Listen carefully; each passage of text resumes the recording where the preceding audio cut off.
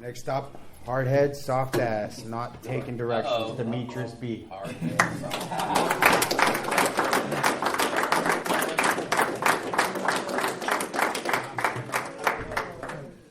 Who picks these topics? It's Phil. It's Phil.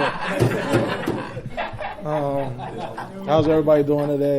Good. My name is Demetrius, and I'm definitely an addict. Hey, Demetrius. Yeah, definitely. I can tell my sponsor pays attention to the sponsees because he picks the perfect topic just for them. Knowing that stuff. I'm so happy. I'm grateful for this program and what NA has done for me in my life, and I just know like I'm supposed to be here, and every time I come here, it's a me too. You know, outside I talked about being nervous. I was dressed at 9 o'clock. I'm sitting there looking at myself in the mirror, and then I throw up all over myself, and then I'm like, shit, I gotta get in the shower, and I gotta be up about 10. And then my self-doubt kicks in, and, you know, my character defects start talking to me, and they're like, what the hell are you doing? Like, what are you going up here to speak for? Like, you know, you don't need to do that. Just tell them you slept in, you missed it. You know, and I was about to go lay down and just be like, man, fuck this. You know what I mean? They got no speaker. There's a lot of people that can step in and speak. You know, NA is full of people with their own story. And then I just, you know, remember, like, I owe me. And I owe people that gave me that chance when I didn't give myself that chance. And that's what NA is about. It's about giving back something that was so generously given to you. So I showed up. And that's a big part of my story today is just showing up. Because I have no fucking idea what I'm doing at all. At all, you know, and for a long time I couldn't come to, you know, recollection with that. Like, I have no idea what I'm doing. You know, before I talk about, you know, my journey with NA that started 3 years ago, I have to, you know, start at the original beginning. Coming up as a kid, you know, my mom, you know, was a drug addict. She smoked crack, and my father was a gangbanger from Crenshaw. You know, so I rarely seen my parents. So a lot of my life was just me coming up, trying to, you know, find out who I am and what do I want to do. And I'm the oldest of 4 brothers, you know, so a lot of things was on me, you know, at the house. And it just was frustrating. Like, you know, I wanted to be a kid so much, but I had to step into this parental role. And just for a long time, I just wanted to do my own thing. I just wanted to be my own person. And I remember sports. Sports was like what it was for me. I loved football, basketball, baseball. But then I had a problem when I showed up to practice and I didn't want to practice, but I wanted to play in the game. You know, I had a problem when coach was like, you got to be here at practice at this time, but I wanted to hang out with my friends. And I just remember, like, school was a big problem. Like, you know, I'd go to school, and I just wanted to be in the gym all day. I didn't want to do anything else but PE. You know, if it was PE, I was there on time with my shorts, and I was ready to play. But if it was math, social studies, science, any of that, I just didn't give a fuck. You know, I did not care. But I had this math teacher that would always take time out with me. And, you know, I eventually would show up to their class and, you know, do what I had to do. But around high school, it was just like football. That's all I wanted to do. I just wanted to do football. They said, you got to show up and you got to have this 3.0 GPA. So I showed up on test day, took my test, then turned in homework, then participate in class, and I just wanted to get that 3.0 so I could play football. And luckily that got me through, like, all the way up to my senior year. I eventually graduated. A couple of days before graduation, though, my cousin Marcus was killed right in front of me on his birthday at the park, and that was like a big turning point for me. Like, I was already smoking weed and stuff, but it got real bad at that point.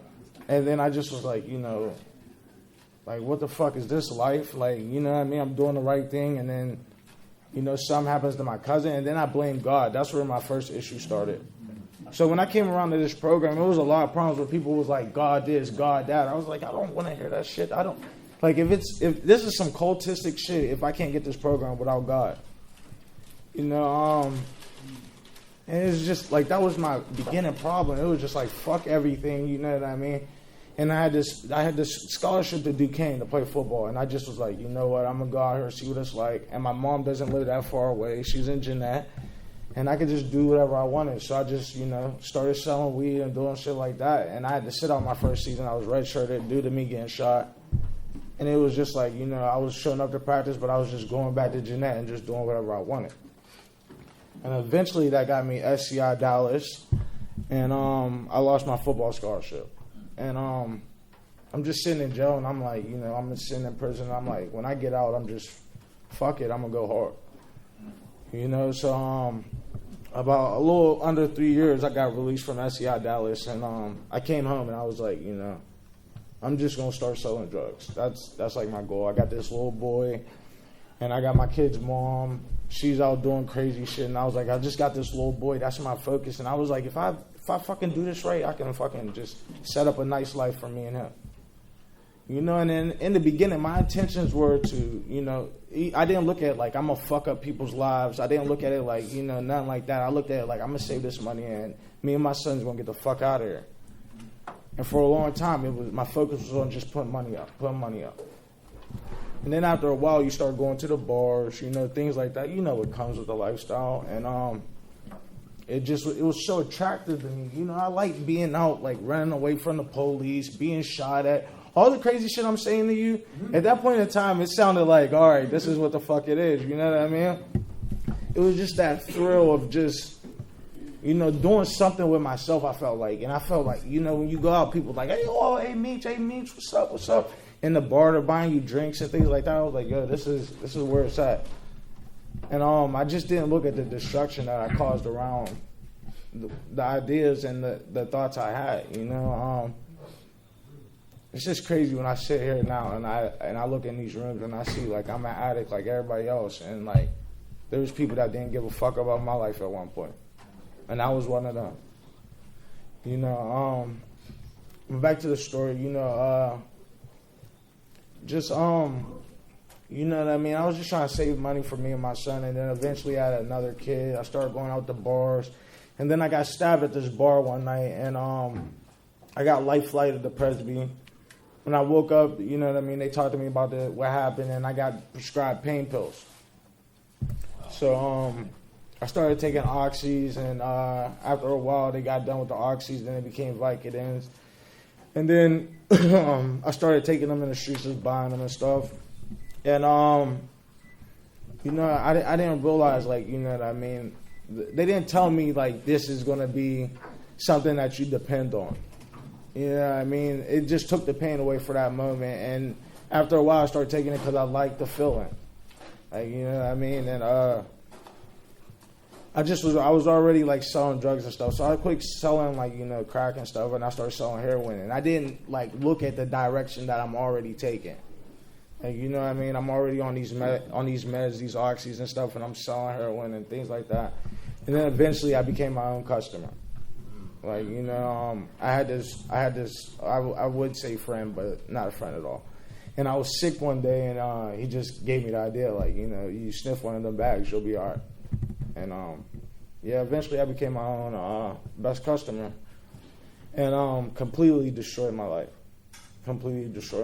Like, I didn't have a relationship with my kids, with family, with friends, nothing. It was just about me waking up every day, chasing that next one, living my life in the bathroom, talking to my sink and my toilet. That was my life for 7 years. 7 years, I completely destroyed everything. And I didn't have a pot to piss in. And, my mom, I looked at her like, get her life together when she had grandkids. And I'm just like, there's no hope for me. There's no hope at all. And in the beginning, I talked about, a higher power. I talked about God. And I'm so grateful for drug court also. I am a participant in the drug court in Westmoreland County. And I was sitting in a jail cell, and I remember this little lady comes in. She comes into the jail, and she meets me in the room, and she's like, hi, my name is Margaret. I would like to offer you this A, B, C, and D. And I'm just like, nope. Take me back to my cell. I'm getting released in a couple of days. So I went back to my cell, got released a couple of days, and then I picked up new charges while I was out on bond. And then I remember going to the courthouse for a hearing, and then I was messed up. I was so messed up. I was drunk. I was high out of my mind. And I go to the back room, and there's like the guys now in drug court that run it, Eric Gladden and them. They're all back there, and each one of them is at a corner of the back office, of the probation office. And I'm not even paying attention because I'm whacked up out of my mind. But they're all like blocketing the exits. Like, he's not getting the fuck out of there. If we don't get him a bed right now to treatment, he is going back to jail. You know what I mean? That was their thought. And this lady comes in again. She's like, listen, I'm offering you this program. I'm going to offer you this program, or you're going to go back to jail. And, after a while, like, of in and out of jail, you just don't give a fuck no more. You become used to it. You already adapted to that. You know what I mean? I get 3 meals a day. I get to lay down. I don't got to give a fuck about nothing. Like, you know what I mean? Jail's not nothing. Like, you know what I mean? And she offered me this program, and I was like, well, in my mind, that's a way for me to continue getting high. And all I got to do is go here for a couple of days. You know what I mean? So they ended up releasing me, letting me go back home, and I got high up until the bus came to pick me up for Conewago, Indiana. And I remember at Conewago, like, I went to the groups and stuff, and I just was like, I would see people that had like 10 years, 5 years, and they were like, oh, I relapsed, da da da da. And I was just like, yeah, 10 years, 5 years, and now you're back in here with me who can't get a day? Like, you know what I mean? And I was so judgmental. I was always judgmental of people. And I'm like, I'm the only black guy, like, even right now in my mind, when I'm sitting in this room and I'm speaking to you, I'm looking at all the black people like, we're outnumbered. You know what I mean? That's just how my mind thinks.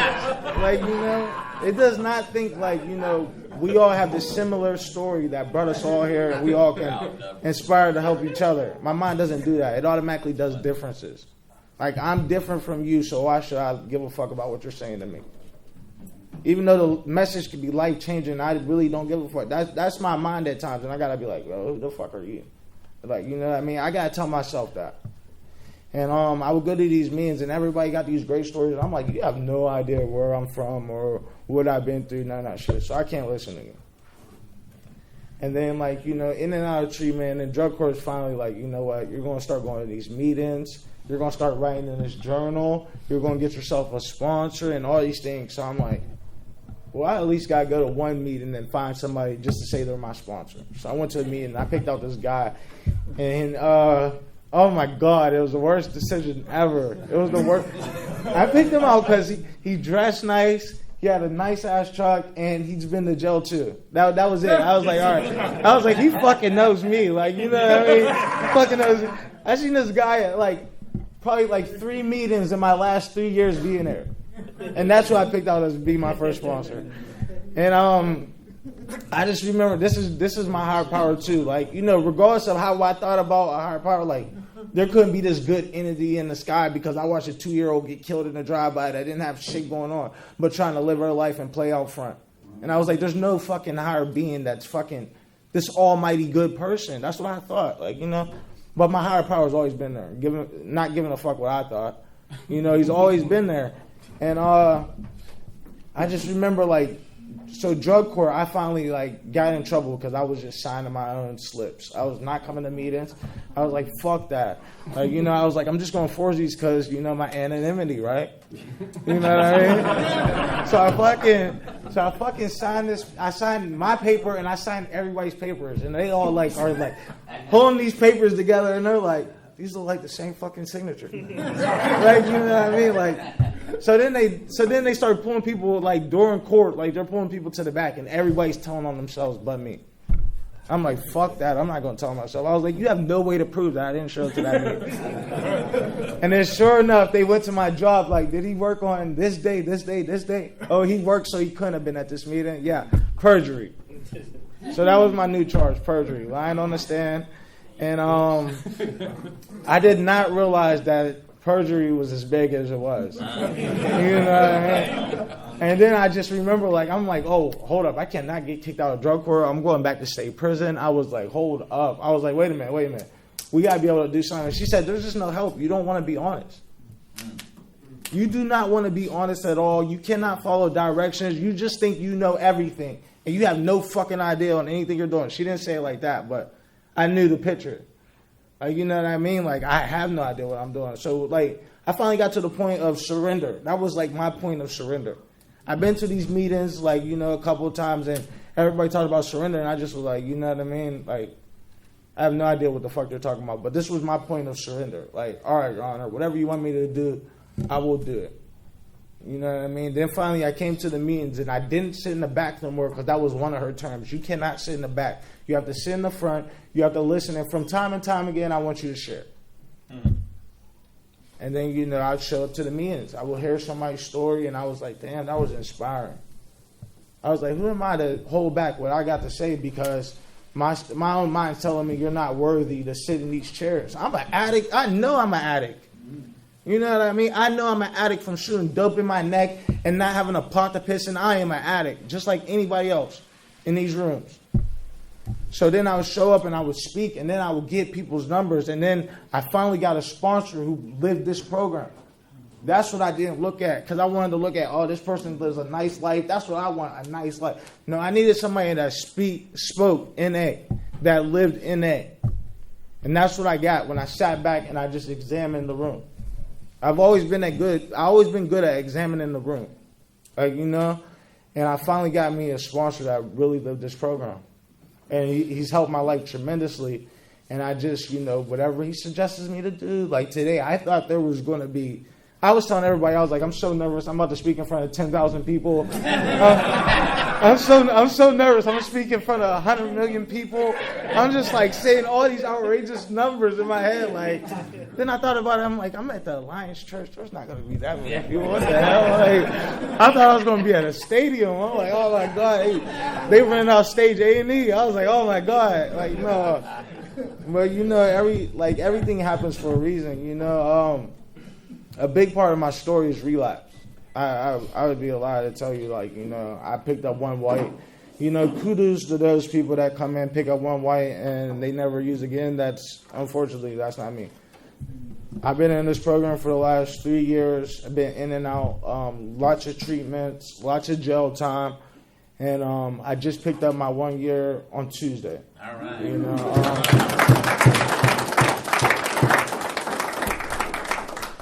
thank you. This time around, you know, my last moment in rehab and in the halfway house, I just was like, when I get home, because I miss my kids so much. And then, like, you know, through the last 3 years, I've done so much good shit. Like, you know, I had a job for a year. I was like, you know, I worked to get a little stable, and I worked on my program in NA. And I was like, why the fuck am I sitting in this rehab again? And I know what the fuck to do today. You know what I mean? I know to pick up that phone when that time gets hard. I know to show up to a meeting and share exactly what's on my mind. I know all this stuff. So why am I sitting in this rehab once again with people that just now are coming to the program? I said, I know this shit. I said, I just need to follow direction. And, you know, my sponsor, he picked a great topic. You know what I mean? Hard head, soft ass. You know, because them consequences nowadays, I do not like no 48 hours in jail, no 24 hours. I don't even want to go to a jail and speak today. So don't never ask me to go to Westmoreland County Jail and speak. I do not. Today, I do not want to go to jail. I try not to jaywalk. I try not to do anything but the next right thing. Because life, when you get a little bit of good and you start seeing good things go on in your life, you do not want to go back to that misery and that pain. And today, I do not. I just want to walk in blessings. You know what I mean? I'm just speaking on myself, right? I mean, you know, but I just want to walk in blessings today, and I just don't want to see my kids cry no more. I don't want to see my mom cry no more. And I just want to be proud of myself today. Like, you know, it's great when other people are proud of you, but when you can't see that, that's, you know what I mean? Today, I am proud of myself. And I just don't want to go back to pain and misery, you know. So when I got out of rehab in the halfway house, I just was like, you know, whatever suggested to me, that is what I'm going to try to do to my full potential. You know, if I get there and I fall short, like, you know, I try. And that's all I can do. All I can do today is try, you know. And I have the greatest sponsor. I have the greatest group of NA guys. We all wake up in the morning. We text everybody gratitude. And then, you know, I can call them at any time of day. You know, I work with one of my NA brothers, and I call him right before I come to work. I call him while I'm at work, and I'm like, I am about to chop this kid's fucking head off. Like, you know what I mean? And then he just tells me, you know, pray for him. You know, he's like the NA Gandhi, and I'm just like, oh man. But he's such a great individual because we're completely opposite, and we can debate and then come together and just talk about anything. And I'm grateful for him. You know what I mean? This is the first time I've had a best friend.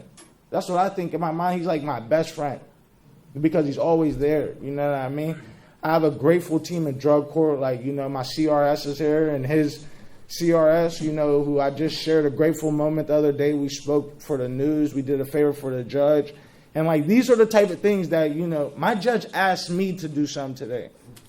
I said, what the fuck? Like, at first she was like, I need you to do a favor, and I need you to tell your story to the feds. And I said, whoa. I said, no. So I can't do that for you, Judge. And then I called her back 5 minutes later. I was like, never mind, I'll be there. And I got to share this great experience, you know, with a friend of mine. And that's what life's about today. It's about showing up even when you don't want to. And, you know, that's the whole thing about just following direction, you know, upholding my commitments. I'm a responsible person today. And my kids are proud of me. That's like, I know it may sound wrong, but I don't give a fuck about anybody else's thoughts on me because I can't change that, and that's not my shit.